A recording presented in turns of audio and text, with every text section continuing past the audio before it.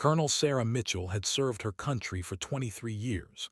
She'd earned every star, every medal, every scar on her body and soul through blood, sweat, and an unshakable sense of duty. But on a cold Tuesday morning at Fort Richardson in Alaska, none of that seemed to matter. She stood outside Conference Room B at headquarters, checking her watch. The emergency briefing was scheduled to start in 2 minutes. Sarah had been called in from her assignment in Anchorage just 3 hours earlier. The message was urgent. Critical intelligence needed immediate action.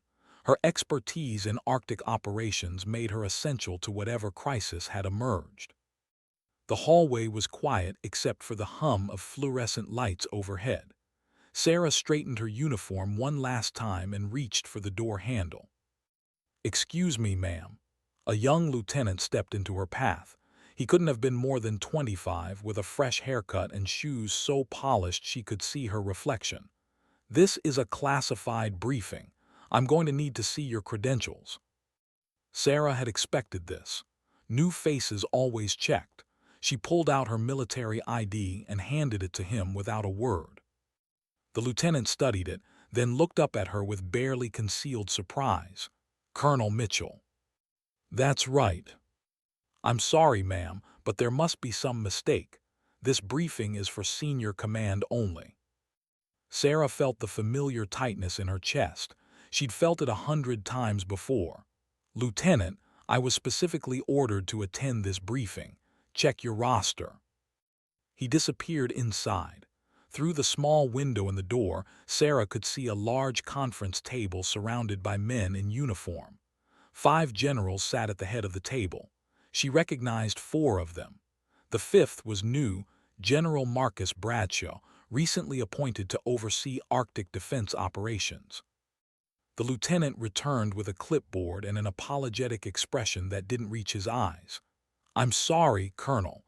Your name isn't on the list." "That's impossible. I received direct orders from General Patterson's office." "Ma'am, I'm just following protocol. Perhaps you could wait outside and we'll sort this out after the briefing."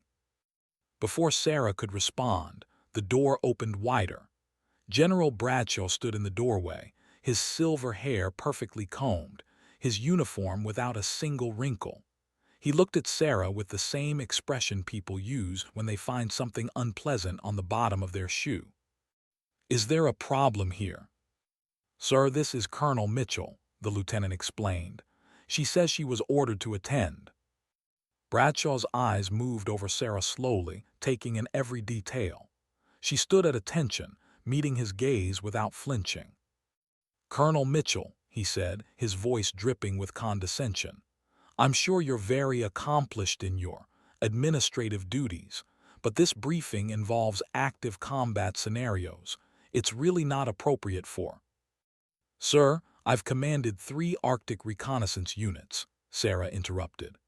"I've served 2 tours in hostile territory and trained half the special operations teams currently deployed in cold weather environments. I believe that makes me more than qualified." A thin smile crossed Bradshaw's face. "I'm sure you've had a very nice career, Colonel, but we need actual field commanders for this discussion, people with real combat experience. Why don't you go back to whatever desk you came from? We'll call you if we need coffee or someone to take notes." The words hit her like a slap. Behind Bradshaw, she could see the other generals at the table. General Patterson looked uncomfortable. General Rodriguez stared at his papers. General Chen whispered something to the man next to him. None of them spoke up. None of them defended her. "Sir, I must insist." "Beat it, Colonel." Bradshaw's voice was hard now, final. "That's an order. This briefing is above your pay grade and, frankly, above your capacity to understand. We don't have time to explain basic strategy to someone who's clearly out of her depth." The door closed in her face with a soft click. Sarah stood in the empty hallway, her hands clenched into fists at her sides. 23 years of service, 17 commendations, 3 Purple Hearts, and she'd just been dismissed like a secretary who'd wandered into the wrong room. She should have been angry, part of her was, but mostly she felt something else, a cold, calculating determination. Because General Bradshaw had made one critical mistake. He hadn't asked why she'd been called to this briefing in the first place. Sarah walked down the corridor with measured steps, her mind racing. She found an empty office 2 doors down and slipped inside, closing the door quietly behind her. The room was dark except for the gray light filtering through the blinds. She pulled out her phone and dialed a number she'd memorized years ago but had never expected to use. Verification code. A woman's voice answered after one ring. Sierra Tango 79 Mitchell. There was a pause then. Colonel Mitchell, we've been expecting your call. What's your status? I've been denied access to the briefing. By whom? General Marcus Bradshaw. Another pause, longer this time. Sarah could hear keyboard clicks in the background. That complicates things. Hold your position. Someone will contact you within 10 minutes. The line went dead. Sarah sat in the darkness and thought about how she'd gotten here. 3 weeks ago, she'd been approached by someone from Defense Intelligence. They'd shown her satellite images of unusual activity near the Bering Strait. Russian submarines moving in patterns that made no sense. Equipment being staged on remote islands. Communications chatter suggesting something big was coming. But it wasn't the Russians who concerned intelligence. It was the possibility of someone on the inside feeding them information. Someone with high-level access to American Arctic defense operations. They'd asked Sarah to investigate quietly. Her position was perfect, senior enough to access classified information, but overlooked enough that no one would suspect her of running a counterintelligence operation. They'd created a cover story. She'd been called to Fort Richardson to consult on cold weather training protocols. The emergency briefing would give her a chance to observe the key players and gather information. Except now she was locked out of the room where everything was happening. Her phone buzzed, a text from an unknown number. Window, southwest corner, 5 minutes. Sarah checked her watch, then moved to the window. She counted doors until she found the southwest corner of the building. Conference room B, the window of the briefing room. She waited exactly 5 minutes, then her phone rang. Colonel Mitchell, this is Director Chen from Defense Intelligence. I apologize for the situation you're in. General Bradshaw was not supposed to be at that briefing. He was called in at the last minute. Is he the leak? We don't know yet, but his presence changes everything. We need eyes and ears in that room, and you're our only option. Sir, I've been ordered out. I know, that's why we're going to take a different approach. Director Chen's voice was calm, almost gentle. Colonel, I need you to do something difficult. I need you to let them think they've won. Let them believe you're just another officer who got put in her place. Can you do that? Sarah looked at her reflection in the dark window. She thought about every time she'd been underestimated, overlooked, dismissed.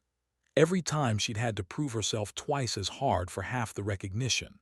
She thought about the young women coming up through the ranks behind her, fighting the same battles she'd fought. Yes, sir, I can do that. Good, because in about 6 hours, General Bradshaw is going to realize he made the biggest mistake of his career. Director Chen explained the plan. It was risky. It required Sarah to play a role she hated, the diminished, dismissed woman who slunk away with her tail between her legs. But it also gave her access to something the generals didn't know existed. Fort Richardson had been used as a test site for new surveillance technology. Every conference room, every office, every corridor was equipped with hidden cameras and microphones. The system was so new that only a handful of people knew it existed. Defense Intelligence controlled it, and they were about to give Sarah the keys. You'll have full access to the feeds from Conference Room B, Director Chen explained. Watch them, listen to them. If Bradshaw is our leak, he'll slip up. Men like him always do, especially when they think they're safe. And if he's not the leak, then we find out who is. One way or another, this ends today. Sarah spent the next hour in a secure room in the basement, watching 5 generals plan a response to Russian aggression in the Arctic. The irony wasn't lost on her. She was the most qualified person in the building for this discussion, and she was watching it on a screen like a reality TV show. But she watched carefully, she took notes, and she waited for someone to make a mistake. General Bradshaw dominated the conversation. He was confident, aggressive, dismissive of anyone who questioned his strategy. He wanted to move American forces closer to Russian positions, to show strength. The other generals pushed back, arguing for caution, for diplomacy, for measured responses. "We can't let them think we're weak," Bradshaw insisted, his fist hitting the table. "We need to act now before they establish a stronger foothold." "And if we provoke them into a confrontation?" General Patterson asked. "Then we're ready for it." Sarah watched Bradshaw's face on the screen. There was something in his eyes, an eagerness that made her uncomfortable. He wasn't just advocating for a strong response. He seemed to want conflict. Then 3 hours into the briefing, Bradshaw's phone buzzed. He glanced at it, then excused himself. "I need to take this. Continue without me." He left the conference room and walked down the hallway. The cameras followed him automatically. He went into an empty office, the same one Sarah had used earlier, and closed the door. Sarah leaned closer to her screen, adjusting the audio feed. Bradshaw pulled out a second phone from his jacket pocket, not his military-issue phone, a personal device. He made a call, and Sarah's blood ran cold when she heard what he said. "The meeting is going exactly as planned," General Bradshaw said into his phone, his back to the office door. "Patterson and the others are resisting, but I'll bring them around. By tomorrow morning, we'll have American forces in position." Sarah's fingers flew across the keyboard, making sure every word was being recorded. Director Chen was watching the same feed from Defense Intelligence Headquarters in Washington, but she wanted her own backup copy. Something told her she was going to need it. "No, there were no complications," Bradshaw continued. "Well, one small thing. Some colonel tried to crash the briefing. A woman, I sent her away." He laughed, a harsh, ugly sound. "These people don't understand what's at stake. They think this is about national security. They have no vision." He listened for a moment, then his voice dropped lower. "The payment will be in the account by Friday." "Good. This is the last piece. After this, I'm done. I'll retire quietly, and everyone will think I'm just another general who served his time." Sarah's heart pounded. She was watching treason in real time, but who was he talking to, and what exactly was the plan? Bradshaw ended the call and stood still for a moment, staring at the phone in his hand. For just a second, his confident mask slipped. Sarah saw something else in his face, fear, maybe, or doubt. But then it was gone, replaced by the same arrogant expression he'd worn when he dismissed her. He left the office and returned to the briefing room. Sarah immediately called Director Chen. "Did you get that?" "Every word. We're tracing the call now, but he used encryption. It'll take time." "What do we do?" "We wait. Let the briefing finish. Bradshaw will make his recommendations, and the other generals will debate them. We need to know exactly what he's pushing for before we move." "Sir, he's clearly working with someone. This could be." "I know what it could be, Colonel, but we need the complete picture. If we move too soon, we might miss his partners. Stay on the feed. Watch everything." The afternoon dragged on. Sarah watched the generals argue about troop movements, supply lines, rules of engagement. Bradshaw pushed constantly for aggressive action. He wanted to station American forces on disputed islands in the Bering Strait. He wanted naval patrols moved within 12 miles of Russian territorial waters. He wanted to send a message that America wouldn't back down. "This is provocative, Marcus," General Rodriguez said. "You're talking about actions that could trigger a military response." "Good," Bradshaw shot back.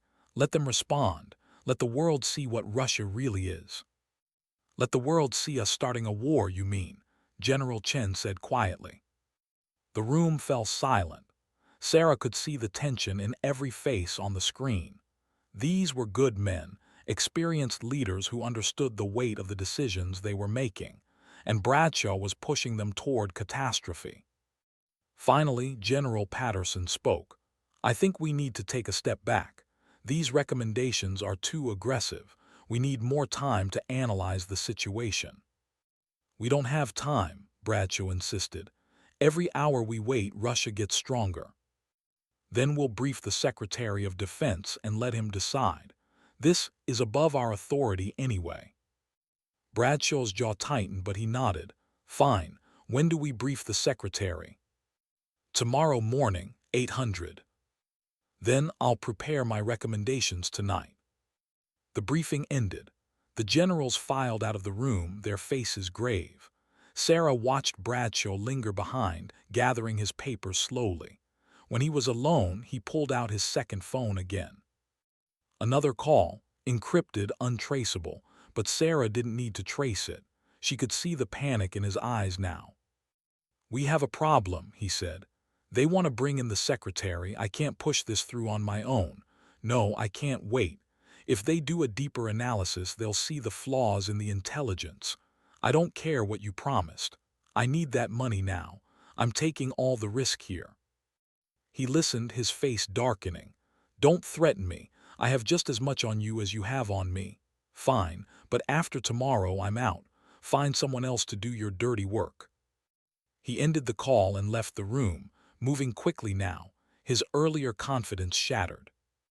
Sarah sat back in her chair, her mind racing. The pieces were starting to fit together. Bradshaw was being paid to push for aggressive American actions in the Arctic. Someone wanted to provoke a confrontation with Russia. But why? And who stood to benefit? Director Chen called. We've identified the pattern. Every call Bradshaw made goes through the same relay network. It's sophisticated, government-grade encryption. Whoever he's working with has serious resources. Could it be Russian intelligence? Possibly, or it could be something else. There are plenty of people who profit from military conflict, defense contractors, private military companies, foreign powers who want to see America and Russia weakened. What's our next move? You need to be at that briefing tomorrow morning. The real one with the Secretary of Defense. We need you in the room when we expose Bradshaw. Sir, he ordered me away. How am I supposed to? Let me worry about that, Colonel. You just be ready. And Colonel, what you did today, letting them dismiss you, staying focused on the mission, that took real strength. A lot of people couldn't have done it. Sarah felt a tightness in her throat. Thank you, sir. She spent the evening reviewing everything she'd recorded. She made notes, cross-referenced times, built a timeline. By midnight, she had a complete picture of Bradshaw's betrayal. It was detailed, documented, undeniable. But she also had questions. Why had Bradshaw been so careless? He was a general, a man who'd risen through the ranks, who understood operational security. His phone calls were encrypted, but he'd made them in government buildings, surrounded by potential witnesses. It was almost like he wanted to be caught. Unless he thought he was untouchable, unless he believed his rank and his connections would protect him. Sarah thought about the way he'd looked at her that morning, the casual dismissal, the certainty that someone like her could never be a threat to someone like him. That would be his downfall. At 700 the next morning, Sarah's phone rang. It was General Patterson. Colonel Mitchell, I owe you an apology. I should have spoken up yesterday when General Bradshaw dismissed you. That was unprofessional and unacceptable. Thank you, sir. I've also learned some disturbing information about why you were called to Fort Richardson. Director Chen briefed me an hour ago. He told me everything. Sir, You did good work, Colonel, better than good. You might have prevented a war. I want you at the briefing this morning. I've already cleared it with the Secretary's office. What about General Bradshaw? What about him? Patterson's voice was cold. He doesn't give orders at this base anymore. I do. The Secretary of Defense arrived at Fort Richardson at 7:30, flanked by 2 aides and looking like a man who hadn't slept in days. Secretary James Morrison was 68 years old, a former Marine who'd served in 3 wars before transitioning into policy. He had a reputation for cutting through bureaucratic nonsense and making hard decisions. Sarah stood at attention in the hallway outside Conference Room B, her uniform perfect, her face calm. Inside, she was a storm of nerves. She'd spent 23 years building her career, and now everything depended on the next hour. General Patterson approached her. "Ready, Colonel?" "Yes, sir." "Good, follow my lead. Let me handle the introductions." They entered the conference room together. The 5 generals were already there, seated around the table. Bradshaw looked up when Sarah walked in, and his face went through a series of expressions: surprise, confusion, then anger. "What is she doing here?" he demanded. "Colonel Mitchell is here at my invitation," Secretary Morrison said, settling into the chair at the head of the table. "General Patterson tells me she has some expertise we need. Is that a problem, General Bradshaw?" Bradshaw's jaw worked, but he shook his head. "No, Mr. Secretary." "Good, then let's begin.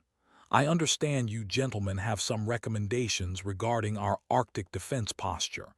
I want to hear them, but I also want to hear dissenting opinions. This administration doesn't make decisions in an echo chamber." For the next 30 minutes, Bradshaw presented his case. He was eloquent, passionate, convincing. He painted a picture of Russian aggression, of American weakness, of the need for decisive action. He showed satellite images of Russian military buildup. He cited intelligence reports about increased submarine activity. It was a masterful performance. If Sarah hadn't known the truth, she might have been convinced herself. When Bradshaw finished, Secretary Morrison turned to the other generals. Reactions. General Rodriguez spoke first. "Mr. Secretary, I respect General Bradshaw's concerns, but I believe his recommendations are too aggressive. Moving forces into the positions he suggests would be seen as provocative." "Provocative," Bradshaw cut in. "We're already being provoked. Every day Russia pushes further, and every day we do nothing." "There's a difference between doing nothing and avoiding reckless escalation," General Chen said quietly. The debate went on, voices rising, tensions building. Sarah sat silently, watching, waiting. She could see Secretary Morrison taking it all in, his experienced eyes moving from face to face. Finally, he held up a hand. "Before I make any decisions, I want to hear from Colonel Mitchell. General Patterson tells me she has 23 years of Arctic operations experience. That's more than anyone else in this room. Colonel, what's your assessment?" This was it, the moment everything had been building toward. Sarah stood and walked to the front of the room. She didn't look at Bradshaw. She kept her eyes on the secretary. "Mr. Secretary, I believe General Bradshaw's recommendations are based on flawed intelligence." "That's absurd," Bradshaw said, but Morrison silenced him with a look. "Explain, Colonel." Sarah pulled up a map on the room's display screen. General Bradshaw cited unusual Russian submarine activity in the Bering Strait, but if you look at the patterns more closely, they're not unusual at all. They're consistent with routine patrol routes that Russia has been using for the past 5 years. She changed the image. He also showed satellite images of military equipment being staged on remote islands, but those islands have been used as supply depots for decades. The equipment he's calling a buildup is actually standard maintenance and replacement. Bradshaw's face was red now. She doesn't have access to the latest intelligence. She's basing this on outdated. "I'm basing this on the same intelligence you're using," Sarah interrupted. "But I'm interpreting it accurately. You're exaggerating the threat to justify an aggressive response." "Why would I do that?" Bradshaw's voice was sharp, dangerous. Sarah met his eyes for the first time. That's an excellent question, General. She pulled out a tablet and connected it to the room's display. Mr. Secretary, with your permission, I'd like to show you something. Yesterday, I was conducting a routine security review of this facility when I discovered some irregular communications. What kind of communications? Morrison asked. Sarah played the first recording. Bradshaw's voice filled the room. The meeting is going exactly as planned. Patterson and the others are resisting, but I'll bring them around. The generals around the table stared at the screen, then at Bradshaw. His face had gone pale. That's taken out of context, he said. I was discussing. Sarah played the second recording. The payment will be in the account by Friday. Good. This is the last piece. The room went completely silent. Mr. Secretary, Bradshaw said, his voice shaking now. This is a misunderstanding. I can explain. I don't think you can, Morrison said quietly. General Patterson placed General Bradshaw under arrest.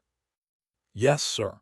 Patterson nodded to two MPs who'd been waiting outside. They entered and moved toward Bradshaw. But Bradshaw wasn't done. He stood, his chair scraping loudly against the floor. You're all fools, every one of you. You think you're preventing a war. You're guaranteeing one. Russia won't stop unless we show strength. You're too weak to see it. Too concerned with politics and optics to do what's necessary. We're concerned with not being traitors, General Rodriguez said coldly. Traitor? Bradshaw laughed, a wild sound.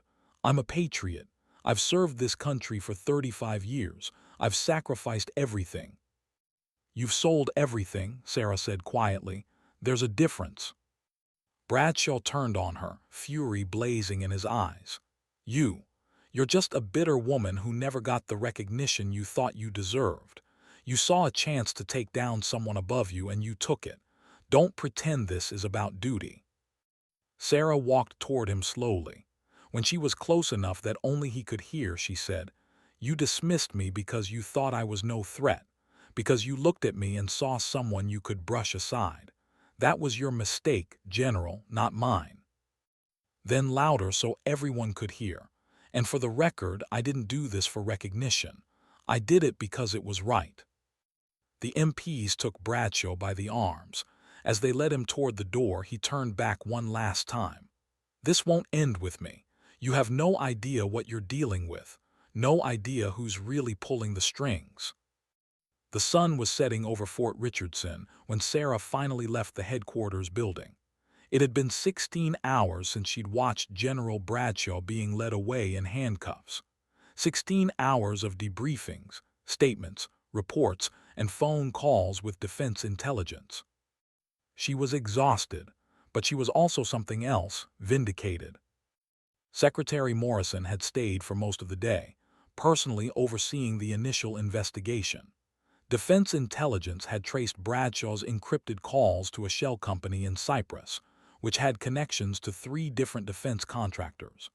The picture was complicated, but the basic story was clear. Bradshaw had been paid to push for aggressive actions in the Arctic because certain companies stood to profit from increased military spending and conflict. It was cynical, it was corrupt, and it was more common than most people wanted to believe. Colonel Mitchell. Sarah turned to find General Patterson approaching. He looked as tired as she felt. Sir, walk with me. They moved across the base in the fatting light, past the barracks and training grounds. For a while, neither of them spoke. Finally, Patterson said, I owe you more than an apology. I owe you an explanation. Sir, you don't. Yes, I do. When Bradshaw dismissed you yesterday, I should have said something. I should have stood up for you. But I didn't. Do you know why? Sarah stayed quiet. Because I was a coward, Patterson continued. I was worried about making waves, about challenging a fellow general, about looking like I was playing politics instead of focusing on the mission. I told myself you were strong enough to handle it, that you'd understand. I did understand, sir. That doesn't make it right. Patterson stopped walking and faced her. For what it's worth, I'm going to make sure this gets documented properly. What you did, how you conducted yourself, it deserves recognition. I didn't do it for recognition. I know that's what makes it worth recognizing. He pulled an envelope from his pocket. This came through this afternoon, from the secretary himself. Sarah took the envelope and opened it. Inside was a letter, brief and formal, commending her actions and her service. At the bottom was a single sentence that made her breath catch. Colonel Mitchell is hereby promoted to the rank of Brigadier General, effective immediately. She stared at the letter, reading it twice to make sure she understood. You deserve it, Patterson said. You've deserved it for years. But now maybe people will finally see what I've always known, that you're one of the finest officers in the United States military. Sarah felt tears threatening but refused to let them fall. Not here, not now. There's one more thing, Patterson said. We've scheduled a formal ceremony for tomorrow. All 5 of us will be there, the generals from yesterday's briefing. We're going to present you with your star and offer a public apology for how you were treated. Sir, that's not necessary. Yes, it is. What Bradshaw said to you, how he dismissed you, that can't stand. We need to make it clear that kind of behavior has no place in our military. And we need to show every young woman in uniform that their service matters, that their voices matter, that they will be heard and respected. Sarah nodded, not trusting herself to speak. Get some rest, General Mitchell. Tomorrow's going to be a big day. Patterson walked away, leaving Sarah alone in the gathering darkness. She stood there for a long time, thinking about her career, about all the battles she'd fought, not just against foreign enemies, but against prejudice and dismissal and the constant need to prove herself. She thought about the young lieutenant who'd blocked her path to the briefing room, about Bradshaw's condescending sneer, about all the times someone had looked at her and seen less than she was. But she also thought about the women who'd come before her, who'd fought even harder battles with even less support. And she thought about the women who'd come after, who would face their own challenges. Her phone buzzed, a text from her daughter, a captain in the Army. Mom, I just heard, I'm so proud of you. Sarah smiled and typed back, proud of you too, sweetheart. The ceremony the next day was held in the main assembly hall. It seemed like half the base had turned out, along with reporters from several major news outlets. Sarah stood at attention in the front of the room, wearing a fresh uniform. The 5 generals lined up before her. Patterson spoke first. Yesterday in this facility we failed one of our own. Colonel, now Brigadier General, Sarah Mitchell was dismissed from a critical briefing, not because she lacked qualifications, but because one person in authority chose to see only her gender instead of her capabilities. That was wrong. It was unprofessional, and on behalf of everyone in this room, I apologize.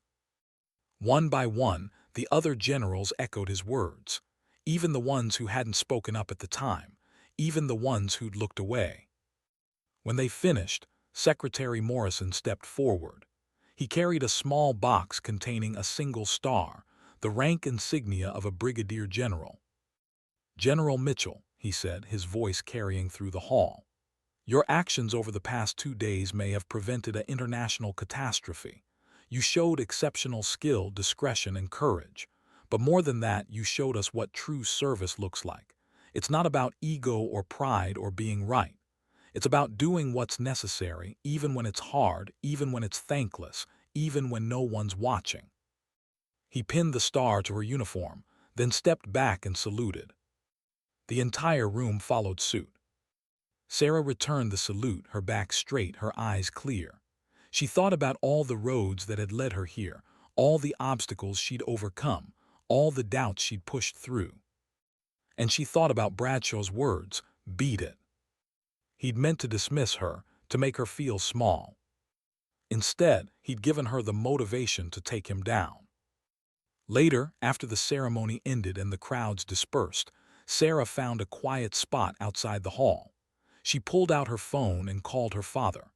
He was 80 years old now, a retired Navy captain who'd encouraged her to join the military when so many others had told her it wasn't a place for women. "Dad," she said when he answered, "I have something to tell you." "I already know," he said, and she could hear the smile in his voice. "It's all over the news. My little girl's a general." "Your little girl is 48 years old." "You'll always be my little girl. And Sarah, your mother would be so proud." Sarah's mother had passed away 10 years earlier, never seeing her daughter receive the recognition she deserved.